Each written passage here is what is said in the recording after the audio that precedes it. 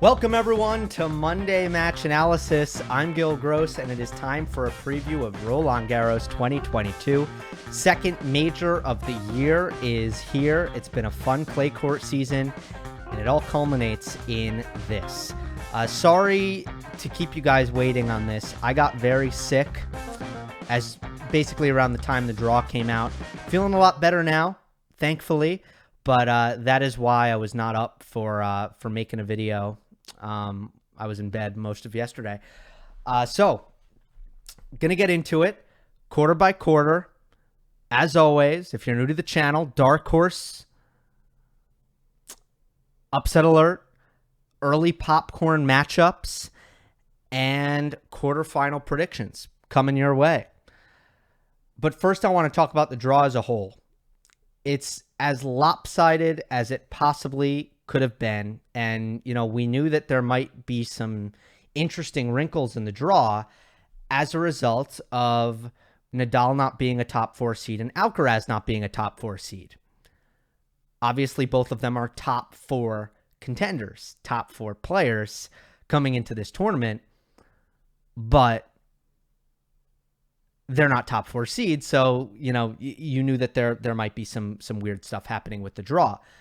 It is basically as lopsided as it possibly could have been, because not only do you have Djokovic and Nadal in the same quarter, you also have Zverev in the top half with Alcaraz, which means, based on the French Open power rankings, 4 out of the top 5 are in the same half.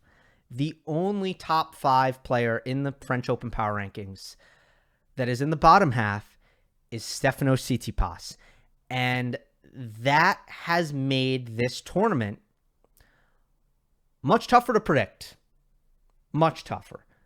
The draw has evened things up a little bit, because among the contenders, the tier 1 contenders, I think that Tsitsipas is the player who, at least for me, I went in, and I'm not going to give anything away here as far as who I'm picking, saving that for the end. But Tsitsipas comes in, and he's the player who I would have told you before the draw came out, I can't really see myself picking him. Can't really see it, although I think he's a contender. Well, his draw increases his chances tremendously. And now there's probably no player who you feel better about making the final outside of Stefanos Tsitsipas. Now, Carlos Alcaraz, then, you know, he kind of has the normal draw where you have a tough quarterfinal, a tough projected quarterfinal in Zverev, and then a very tough semifinal, which is normal if it's, you know, going by the projections of Nadal or Djokovic. So that's kind of normal. And Alcaraz is kind of the player who, after Tsitsipas, I would say I would consider picking. But the players who I came in before the draw thinking I'm most likely to pick is Nadal and Djokovic. Well, they have the toughest draws. So you see the picture that's being painted here are, I guess, best contenders, worst draws. Worst contenders, best draws. In a way, those things kind of even the playing field. With that being said, overall, the French Open has been an event where the best players have rarely disappointed. You look at last year, the top 4 seeds making the semifinals in Zverev, Tsitsipas, Djokovic, and Nadal. You look at the year before that, and it's 3 out of the top 4 seeds with Diego Schwartzman. Hardly a surprise given how well he played in Rome just the week prior, or maybe 2 weeks prior. And then the year before that, it was the top 4 seeds once again. It was Federer, Nadal, Djokovic team. So basically, you're not getting a lot of surprises here. So not a lot of upsets at all recently at the French. I think that'll continue. With that, let's move on to Novak Djokovic's quarter. Djokovic with Nadal, Schwartzman, FAA, Opelka, Dimitrov, Botic van de Zandschulp, and Jensen Brooksby. This quarter's stacked. It's not just Djokovic and Nadal. I think a lot of the more intriguing seeds in this tournament are in this quarter. A player in Diego Schwartzman who, I haven't loved his consistency over the course of the last year and a half, but look, best of 5 on clay, he never gets tired, just doesn't. He seems to play well here, even when his results in the lead-ups, certainly this was the case last year, aren't good. Diego is just one of those players. You can't really count him out. There's always a chance that he's someone who can find himself in the quarters or even the semis at Roland Garros. FAA has found something recently. He was really off the grid throughout March and a lot of April. But if he plays like he did in Rome, you have a really, really tough player in FAA who's just controlling play with his forehand and has reduced the errors again and is looking really strong. Opelka has his own thing, but he's a bit of a wild card at his best. He's really difficult to beat, and I think with the high bounce, the effectiveness of his kick serve, this can be a tournament that he does play really well at. Played well in Geneva last week. This is John Isner's best major by win percentage, by the way. Just a fun fact. So there's not that type of player can do well at Roland Garros. Grigor Dimitrov has had a pretty solid clay court season. He's lost to Stefanos Tsitsipas at just about every single tournament. So it's almost hard to gauge exactly how good he is, but he has put together some results. I really like Botic van de Zandschulp and the way he's playing. I've sung his praises throughout the clay court season, and I think highly of him. The only seed who I don't love in here is Jensen Brooksby. So I'm just painting a picture. This is a quarter that is phenomenal, that is absolutely excellent. And what you are going to see as a result of this quarter being so good is there are a lot of other quarters that I look at, and there's not a lot that I get really excited about.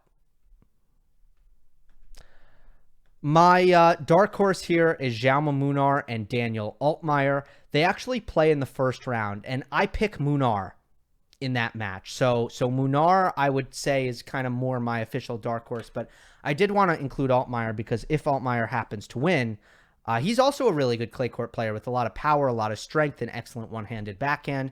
But Munar is my dark horse with the defense that he can bring to the table, covers the court just as well as anyone, does not get tired. He's beefed up his serve as of late. He's able to hit a lot of forehands on the clay. His results are pretty solid in 2022.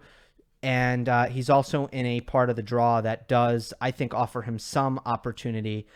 Diego Schwartzman potentially in the second round. I mean, I mentioned Schwartzman as someone who's always dangerous at Roland Garros. He's also someone who has been vulnerable at times, who hasn't always been very consistent. He's going to need to be very sharp against Munar. There's no doubt about it. Then Grigor Dimitrov potentially in the third round. So, he's not with Djokovic. He's not with Nadal. That's kind of what matters as far as the draw is concerned. Upset alert is Jensen Brooksby. I just think that his offense really suffers on clay. Taking into account the fact that his ground stroke speeds are kind of low, taking into the fact that his ground strokes are flat, that he relies on kind of redirecting the ball, that his serve is a slice serve, and that he doesn't bring a lot of heat on the serve and doesn't hit much of a kick. He's much better on a slick surface where He's able to generate offense with his redirect, with his ability to redirect the ball, with his backhand down the line, especially, and his slice serve being a little bit more effective. I just think he suffers offensively. Early popcorn is Mute and Wawrinka. Should be a great atmosphere, great contrast of styles. Wawrinka being a power baseliner, Mute being a counter puncher. Mute is French. The environment should be good. The crowd should be great. And I think it should be competitive. I think it's a match that could go either way. So I think that one just could be a good watch. Not that either player is much of a contender. I still think that it's a match that should be quite enjoyable to take in. Let's get to the quarterfinal prediction now. It is Novak Djokovic over Rafael Nadal. You have the foot question first and foremost. Look, with Novak, you have a guy who we know he's healthy. We know his body's in good shape. We know that it's not going to be a problem for him keeping up 100% physical intensity for however long it takes. And for Nadal, we don't know that. That obviously factors in here. That's number one. However, there have been occasions where there have been questions about Nadal's health, and he has put together phenomenal runs regardless. Most recently, the first major of the year at the Australian Open. There are a couple of more factors here. I think it helps Novak to play Nadal before the final. The 2 times Djokovic has beaten Nadal, it has been before the final in 2015 and a year ago.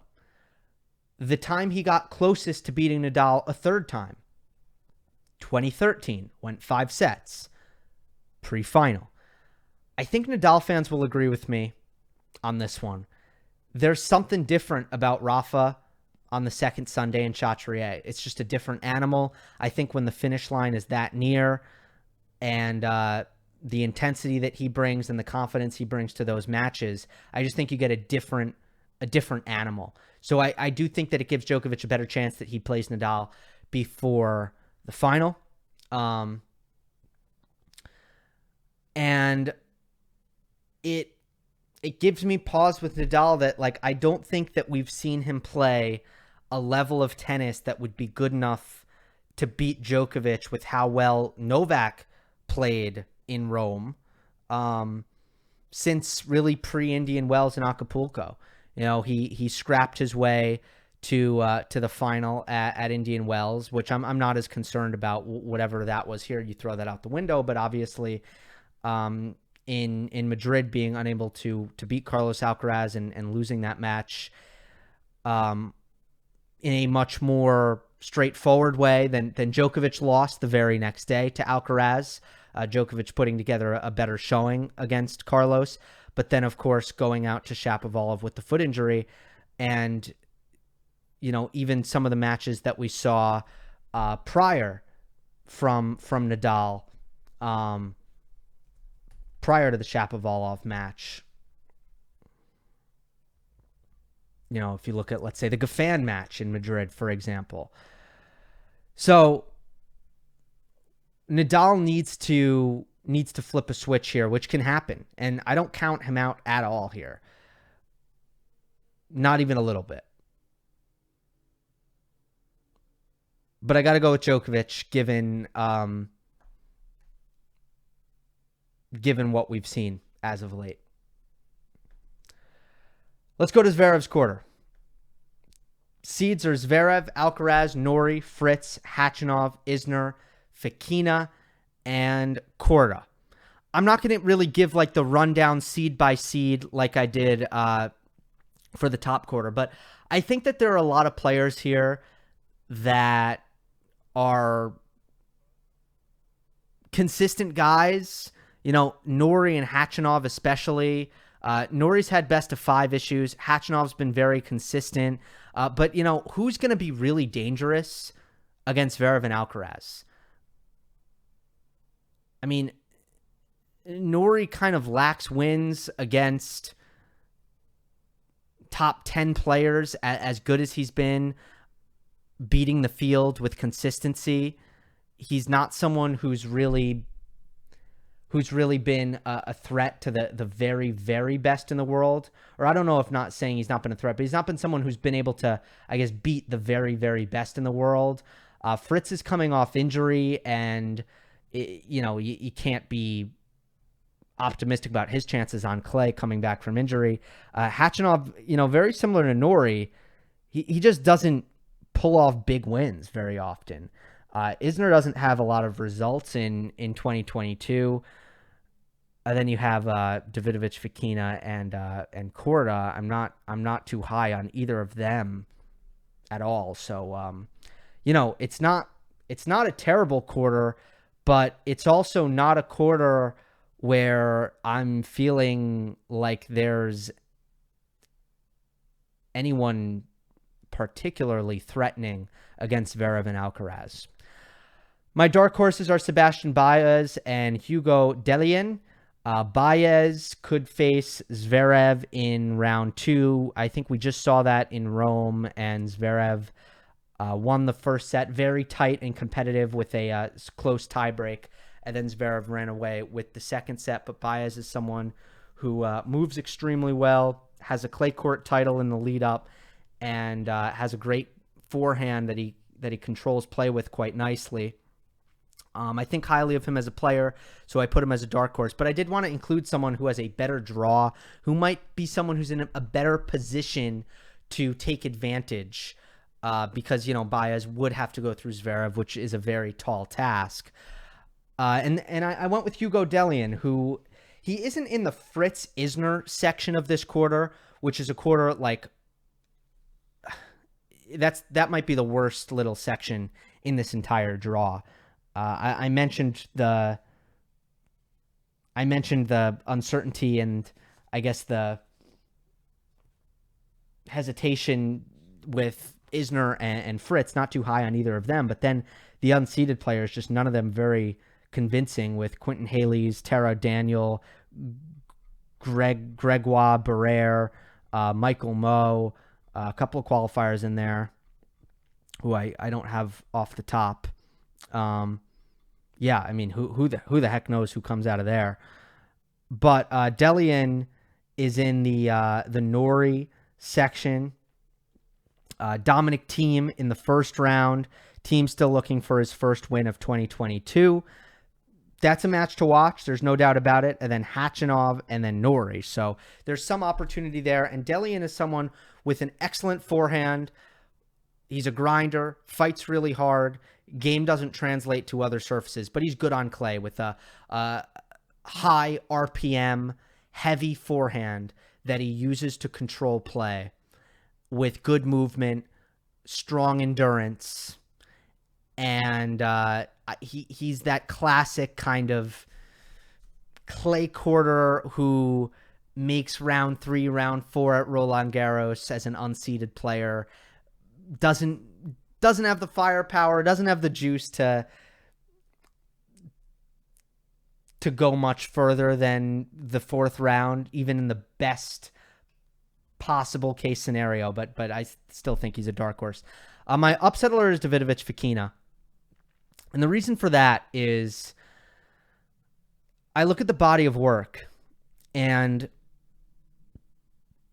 he just has one tournament this year. That's it. It's literally just Monte Carlo. Hasn't won back-to-back matches since Monte Carlo. He's 12-13 on the year, despite the run in Monte Carlo and picking up, 5 consecutive victories in Monte Carlo. And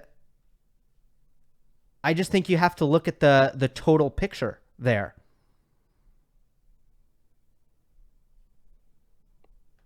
I would just caution against really viewing him as a major contender, despite the fact he is good at Roland Garros. He did make round 4 last year. He is someone who holds up in best of 5, I believe, and clay gives him the best chance to win. And I'm a fan of his. I like his game. I love watching him from an entertainment standpoint. But, week to week to week to week, he just hasn't been someone who has really lived up to, I guess, the reputation that maybe he has as someone who is very dangerous, or someone who's a consistent top 30 level player. I do think he's a top 30 player, but he needs to. I do think he might be a little bit overvalued in general. Talon Griekspoor, first round, tough one. Early popcorn matches: Zverev versus Baez in round 2. Again, one to watch. None of the round 1 matches really stuck out to me. I think that it's a good test for Zverev, potentially. I know we just saw it, but Baez still intrigues me, and I'd be interested to. I'm interested to see that. Maybe even Alcaraz against Ramos Vinolas could be interesting. That's not a bad test for Alcaraz in round 2 as well, assuming Ramos Vinolas beats Kokkinakis. So potentially the top seeds in this quarter, they have very respectable round 2 matches that could be one to watch. With that being said, let's go to the quarterfinal matchup, and it is Carlos Alcaraz defeating Alexander Zverev. Obviously, this was a absolute blowout in the final of Madrid. I think it was 6-3, 6-1. Zverev didn't bring his best there, but even if Zverev does bring his best, I like Carlos Alcaraz in this matchup. Just the drop shots alone. We saw Holger Rune torment Zverev with drop shots in Munich. We saw Alcaraz torment Zverev with drop shots in the final. It's such a good play against Zverev, and I wouldn't be surprised if this becomes a bit of a matchup issue for Zverev for the time being, because of the way Alcaraz uses depth, doesn't let Zverev D up and drop back into defensive position because of the drop shot. And let's see, it would be Zverev still looking for the first top 10 victory at a major. Does he have a chance to? No, he wouldn't have a chance to get it before this quarterfinal. So I still don't think it happens at this event, losing to Alcaraz in the quarterfinal. Stefanos Tsitsipas' quarter. He's the number 4 seed. He's with Ruud, Hurkacz, Shapovalov, De Minaur, Tiafoe, Evans, and Sonego. Don't love this quarter. It's fine, though, I guess. I'm not that high on Ruud at the moment. I really don't like that he played Geneva. Nobody else in the French Open Power Rankings played in Geneva. Played last week. Nobody else. Nobody. Not even anyone in the next 4 out. So 1 out of the 14 players played last week or this week. And it was Ruud. I don't get it. So he's now played, and he made the semifinals in Rome. So he's now played 8 matches in the last 12 days. When he plays on Monday, it'll be his 9th match in 13 days. That just doesn't set him up for success to go deep at Roland Garros. I don't get the scheduling decision. I don't understand why he still plays so many clay 250s. And he just doesn't look right at the moment either.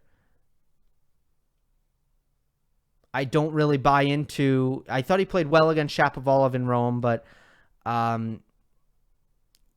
he still has taken too many bad losses in the clay court season. Just hasn't really looked quite the same. Has missed too much on his forehand. The final in Geneva against João Sosa was too close. Probably shouldn't have been that close. He really struggled in that match. I'm just not feeling great about him. Hurkacz is serving well. He's got issues on clay. That's for sure. He can overcome them with his serving at times.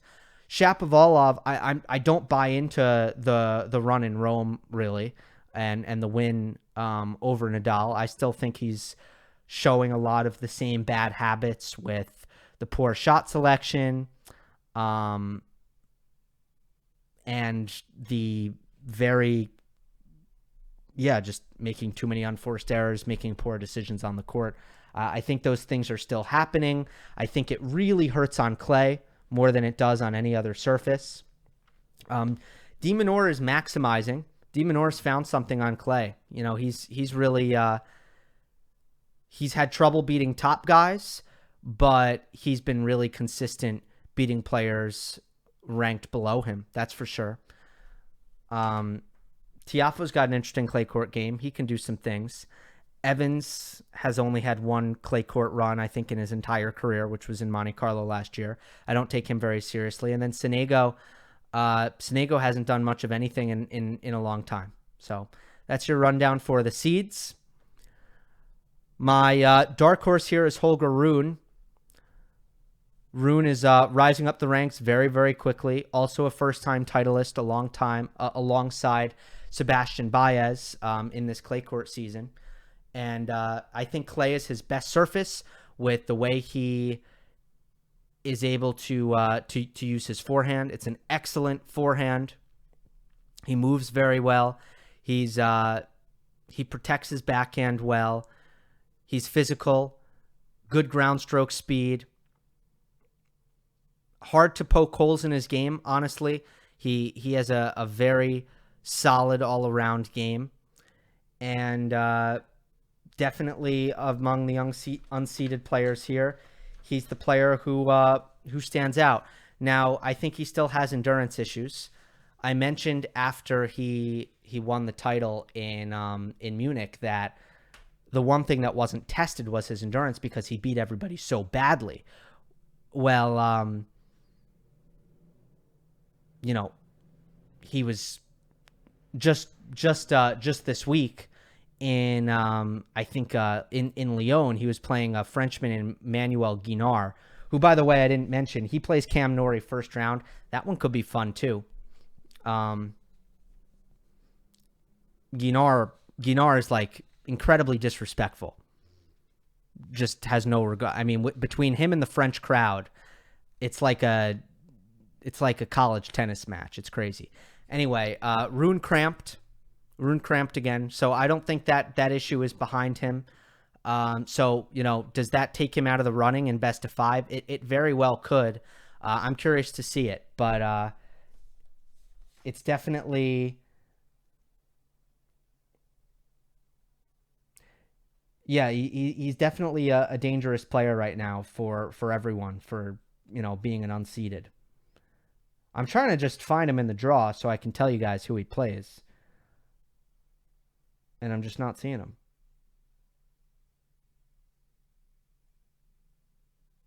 Oh, he plays Shapovalov first round. Shapovalov is my upset alert. It's not just because he's playing Rune. It's also just because I don't trust him at the moment. And Shapo can make you look very, very stupid when you make him upset alert, because he can, not only can he avoid an upset, when he does, it's oftentimes he's overperforming and making a semifinal or something like that, making you look very silly. But I'm willing to take that risk here. Pedro Martinez awaits in the second round. Very, very respectable clay court player. Probably would have been a decent candidate for dark horse as well, alongside Holger Rune. De Minaur potentially there as well in round 3. I think that it's I think Shapo will be in some danger here. My early popcorn match is Stefanos Tsitsipas against Lorenzo Musetti, and also Casper Ruud against Joe-Wilfried Tsonga. The first one, Tsitsipas Musetti, it's more for the tennis itself. There are a lot of issues with Musetti's game. He's far from perfect, but he remains a very intriguing talent who can do some really awesome things on the court, and I think we'll see a lot of a lot of pretty tennis, and I'm just interested to see how well he can play against Tsitsipas at a tournament where he made round 4 last year and was up 2-0 against Novak Djokovic. My other early popcorn is Casper Ruud against Jo-Wilfried Tsonga, not because I think it's going to be close. In fact, I think it's a very favorable round 1 match for Casper Ruud, given the way Tsonga has been playing. But it will be Jo-Wilfried Tsonga's last match. And, tune in and soak it up. He's been such a pleasure to watch throughout his career. Brings a great joy to the tennis court, has brought an entertaining style, a pretty infectious personality, and has competed with class from the very start, and has reached some great heights as well. So sad to see him go. Hopefully gets a tremendous send-off. I'm sure he will, from the crowd and from the tournament. And that is my other early popcorn match. Quarterfinal is Tsitsipas defeating Hubert Hurkacz. You may be surprised to see that Hurkacz to the quarterfinal as a prediction, and I surprised myself too, because I don't love Hurkacz on clay, just given the fact that he struggles to get to net on clay as most players do. It's a little bit tougher just because the approach shots tend to kind of sit there a little bit longer. It's easier to get past. It's harder to get your footing and your traction at net sometimes as well, so the movement can be tougher. But if he plays Casper Ruud, I just think Ruud has some serious issues on the return of serve. And I think even though it's clay, I could see Hurkacz serving his way through that matchup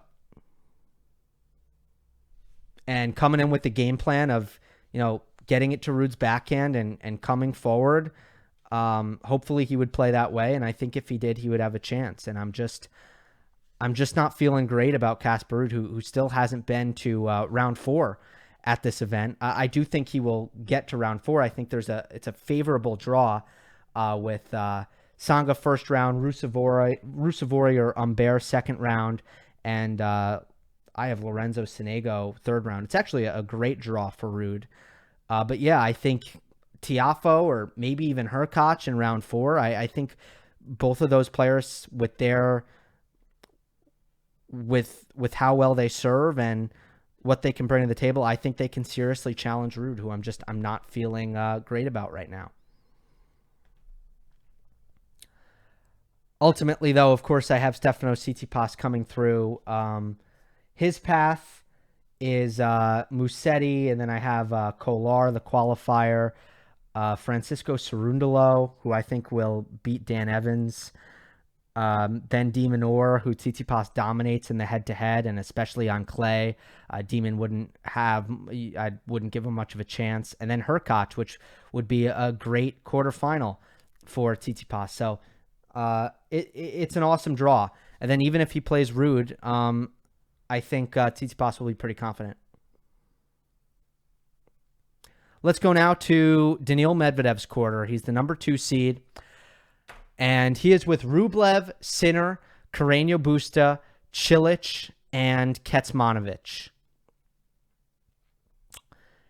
This is look, the seeds aren't that bad here if we're in terms of the depth. A lot of competence. Did I forget Tommy Paul? Why isn't Tommy Paul there? Tommy Paul is the 30th seed. I am sorry, Tommy. You should be on there. I don't want to. Yeah, I guess I'll go through him. I mean, Sinner has had a decent clay court season. He hasn't really been able to break through with a lot of big wins. Other than beating Rublev in Monte Carlo, which we could get a rematch of that, which I'll get into shortly. Carreño Busta is playing good tennis, but just can't He's had a lot of nerve management issues, so I actually think he is vulnerable because I just don't trust him in close matches at the moment. Cilic is playing decently, but there's a limit to what he can do on such a slow surface where he's things get a little bit physical on him, and he's dragged into more rallies. His serve doesn't work quite as well. And Kecmanovic, Kecmanovic is great, and breakout performer of 2022. He's played pretty well on the clay, and that's a very strong lower seed. And Tommy Paul. Tommy Paul's pretty good on the clay, but he hasn't really done much to impress as of late. My dark horse here is actually Cristian Garin. What a turn of events here for Garin, because Garin is kind of like my resident upset alert for the last 2 years now. I feel like he's been a player who, with the protected rankings points especially, he's been seeded and he just hasn't been playing well. But he thought about taking a break from the game, and I actually think he's finally playing with a little bit of freedom. Something changed mentally for him where I think he almost gave up on himself, and it kind of helped him. And he went on a run in Houston, and he's actually starting to win a little bit more. Upset alert is Daniil Medvedev for obvious reasons. I mean, he just when it comes to the clay, he's going to need to be really the best version of himself when it comes to shot tolerance and fitness levels, and he's probably just not there. It's not going to come easy for him on the clay ever. I do think that I do think he's a good enough player to do what he did last year and make the quarterfinals of Roland Garros throughout the course of his career. I don't think he's just going to be a player who is going to, and I said this last year before the tournament, and picked him to the quarters and got that right. I don't think he's going to be a player throughout his career who's just going to do terrible at Roland Garros. I don't think that's the case. But here in 2022, obvious pick for upset alert. Couple of tests here in terms of the draw, certainly. He's got Facundo Bagnis, pretty good on clay in round 1. Laszlo Djere, pretty good on clay in round 2. And Miomir Kecmanovic is his round 3, which is a very, very tough round 3. I have Kecmanovic taking him out in round 3. That's my prediction for Medvedev. And ultimately, I have Kecmanovic going all the way to the quarterfinal, but I have Jannik Sinner beating him. As far as Kecmanovic is concerned, his 4th round, I would have him against Pablo Carreño Busta. A bit of a weak section here with Carreño Busta and Marin Cilic. But I have PCB, and again, I'm not feeling good about the way Carreño Busta has been dealing with pressure recently, and that's why I like Kecmanovic there. In the top half with Jannik Sinner, it's kind of between him and Rublev, and I have concerns overall with Jannik Sinner's record against top 10 players, where he's pretty much been I think his win percentage is around 33%, which is not great. Or it might be even closer to 25% against top 10 players. It's not very good. Rublev has just been one of those guys who he actually is comfortable against. He's beaten him both times they've played on clay.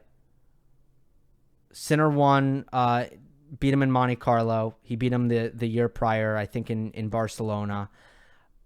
He attacks Rublev's second serve well. He wins backhand to backhand. It's kind of two guys with the same style, kind of going toe-to-toe with the power baselining, with the kind of linear power. And Sinner just tends to be really comfortable with the rhythm that Rublev gives him, and he protects his backhand side. Anyone who has a backhand that can be easily broken down has a really hard time against Rublev. Just Sinner's not that guy. I think it's a good matchup for Jannik. So while I didn't really anticipate before the draw came out that I would have Jannik Sinner making the semifinals of Roland Garros, I do think that things have worked out for him with Rublev being really the only top 10 player who I feel really good about Sinner playing well against. And the fact that I do think, and the fact that the bottom half here is completely wide open and I have Kecmanovic, I think Sinner will take advantage. By the way, he's been great at Roland Garros. He made the quarterfinals in his debut, in his main draw debut, and then he made the fourth round last year. So that also bodes well for Jannik Sinner. Which brings us to the final weekend, which I will reveal in 3, 2, 1. Djokovic defeats Alcaraz in 5 sets. Tsitsipas defeats Sinner in 3 sets. And Djokovic defeats Tsitsipas in 4 sets. Let me start with Novak Djokovic. Why'd I pick him? Why am I picking Djokovic? I guess as it came down to this. Does it feel like it would be hard to imagine a player beating Nadal, Alcaraz, and Tsitsipas in back-to-back-to-back matches? It really does. That seems crazy. It seems like it could be too difficult. Just knowing how things, weird things happen with draws, how usually things don't play out as we expect, how you have uncertainty with Nadal's health, uncertainty with Alcaraz having never been in this position. Do I think Nadal will be fine? Yes. Do I think Alcaraz will be fine? Yes. But you just don't know. I'm just going to go with the player who I think is playing best right now, the best tennis in the world, and that's Djokovic. I'm going to go with the player who I have no questions about mentally. I have no questions about physically.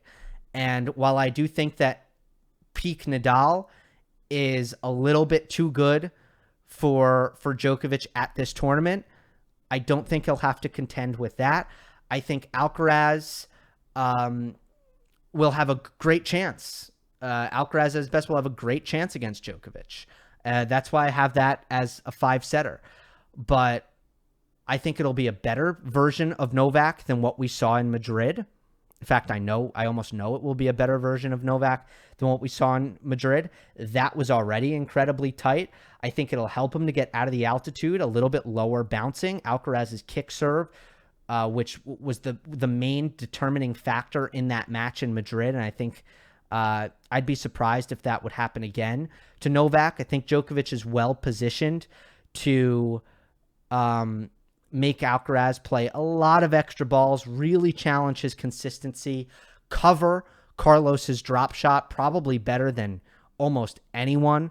Nadal covers drop shots really well also, but I think Djokovic does a great job of covering drop shots. And that's why, and then, with Tsitsipas, I think the plan, that the game plan that Djokovic brings to the table against Tsitsipas is very clear and straightforward to him, and I think he executes it pretty consistently. And I do think he's the better player in that scenario. So I'm trying to think if there's anything else that I should cover here. Tsitsipas has been really, really good against Sinner. Beat him in straights in Australia. Beat him in straights last week in Rome, where I thought Sinner might have had a chance to win and didn't. First set was a tiebreak, but still straight sets. So yeah, 3 sets in that for me, meaning I'm pretty confident picking Tsitsipas. And yeah, as I said at the top, it's strange with what this draw has done. So let's see how much things break down in this event. It's going to be fascinating. I think, Tsitsipas might be more likely than anyone else to be in the final, which is crazy to think, because then, maybe by probability, he's the safest pick. I don't know. I'm going with Djokovic though. rolling with him. I will have a lot of post-match coverage throughout Roland Garros, and I'll be doing some previews during the second week.